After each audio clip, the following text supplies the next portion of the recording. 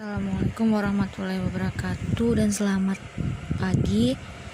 Hari ini kita akan belajar PB3 dan PB4 ya. Pada PB3 yang Ibu akan ajarkan itu cara melestarikan tumbuhan dan hewan dengan tepat. Oke, kita belajar pertama cara merawat tumbuhan. Nah, ada banyak sekali cara-cara agar kita bisa dapat merawat tumbuhan. Untuk apa kita menjaga atau merawat tumbuhan? Agar tidak terjadi kerusakan dan menjaga lingkungan atau menjaga kelestarian tumbuhan tersebut dari bencana alam, misalnya banjir, polusi udara, dan kebakaran hutan. Nah, menjaga kelestarian tumbuhan dilakukan dengan berbagai cara, diantaranya tidak menebang pohon sembarangan sehingga tidak terjadi banjir, lalu menanam pohon di sekitar lingkungan, rajin menyirami tanamannya agar tanamannya tumbuh, dan usaha-usaha yang kita lakukan contohnya yaitu ada penghijauan. Penghijauan adalah penghijauan dapat mencegah kerusakan lingkungan. Hal ini disebabkan berbagai jenis pohon ditanam dan untuk dapat mencegah banjir, erosi, dan tanah longsor. Jadi apabila kita melakukan penghijauan atau penanaman pohon, itu akan mencegah tanah longsor, banjir, maupun erosi tanah. Penghijauan dapat dilakukan dengan berbagai cara, seperti menanam kembali hutan yang telah rusak atau reboisasi. Biasanya itu dilakukan di hutan-hutan ataupun di pantai. Untuk mencegah abrasi, kita melakukan reboisasi, yaitu penanaman kembali pohon bakau sehingga ombak itu bisa tertahan oleh pohon bakau. Kemudian ada pencegahan kebakaran hutan. Bencana alam yang dapat dicegah adalah kebakaran hutan. Penyebabnya perilaku tidak bertanggung jawab, misalnya membuang puntung rokok di hutan, tidak mematikan api unggun saat berkemah, dan sengaja membakar hutan untuk membuka lahan. Itu merupakan contoh-contoh tidak baik ya, yang dapat merusak hutan dan membakar hutan. Bagaimana caranya kita mencegah agar tidak kebakaran hutan? Yaitu kita harus selalu waspada dan harus berhati-hati saat berada di dalam hutan, misalnya mematikan api unggun setelah kemah dan tidak membuang puntung rokok sembarangan di hutan sehingga tidak memicu adanya api.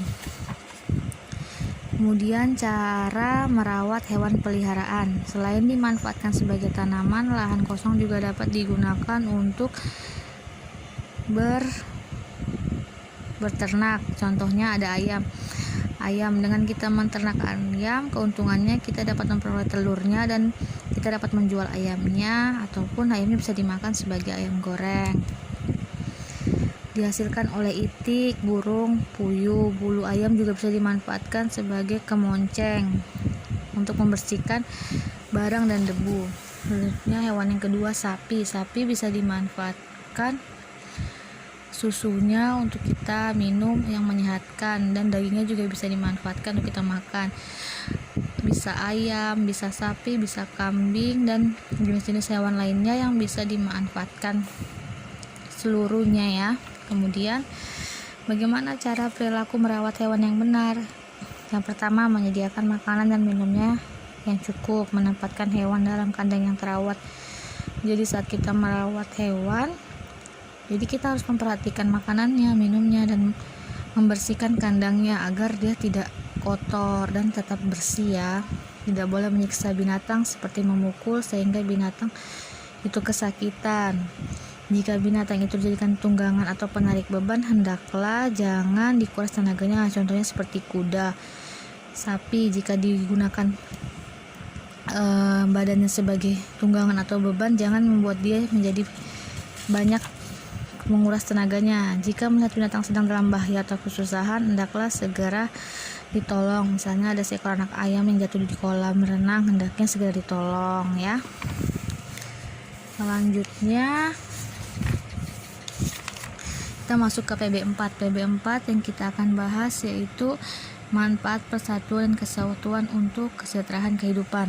Di sini ada Teks bacaan tentang proklamasi. Proklamasi kemerdekaan Indonesia dilaksanakan pada tanggal 17 Agustus 1945 di Jalan Pegagan Timur nomor 56 Jakarta, yang sekarang jadi Jalan Proklamasi. Sejak pagi telah dilakukan persiapan tersebut untuk menyambut proklamasi kemerdekaan Indonesia.